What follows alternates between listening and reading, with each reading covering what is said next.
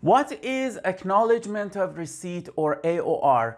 Before I answer this question, please subscribe to our channel and enable notifications. On its face, AOR, or Acknowledgement of Receipt, is a letter that you receive from the immigration authorities of Canada, or IRCC. This letter could be sent to you by mail or by email.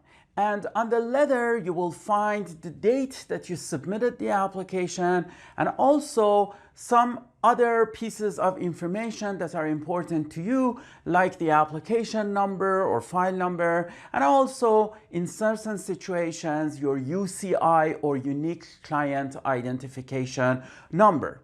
When is the actual date of submission of the application depends on the AOR. So the AOR is actually a legal document that clearly says when the application was received by the immigration authorities. If you're submitting the application by mail, then this is the date that the mailroom of the office that you have submitted the application to receives the application. You can double check that with the help of the tracking information you have already received from your courier or from the mail services or Canada Post. If you just send your application by regular mail, unfortunately, you don't have that opportunity. That's why I highly recommend using a mail service that offers tracking information so you can exactly know when they received your application. If there are any discrepancies in the future and you're appealing the case or you go to court for judicial review, then you have the opportunity to defend yourself. When you're submitting the application online, the situation is different. At the time that you pay all the fees and you click the submit button, that's the time that you receive the AOR, or that's the time that you submitted the application. Sometimes you submit the application, but the AOR indicates the receipt of the application the next day. This could be because of the differences in time zone. This could be because of the glitches in the system, etc. Now, why AOR is important?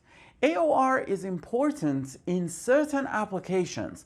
For example, when you're submitting an application and your child is close to 22 years old, in other words, it is likely that they become an independent child by the time the application is being processed or being finalized, then AOR becomes very important because AOR locks the age of your child, and even if the application is processed by the time that they are over 22, it doesn't matter. Obviously, they cannot get married or get involved with common law relationship, but other than that, AOR is a very good document to show that the child age is locked and they are part of your application.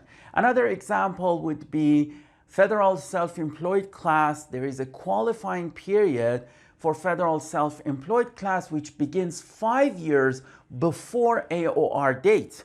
And that's why AOR suddenly becomes important in terms of calculating the qualification. The same thing could be true for citizenship applications or PR card requests, that AOR could be an indication for calculation of the number of days that you have been in Canada. Generally speaking, AOR could be also an indication in other kinds of applications, so it's important to keep that letter for your future reference. Thank you very much for watching this video. My name is Parsai. I'm a regulated Canadian immigration consultant with 10 years of experience as an independent immigration consultant.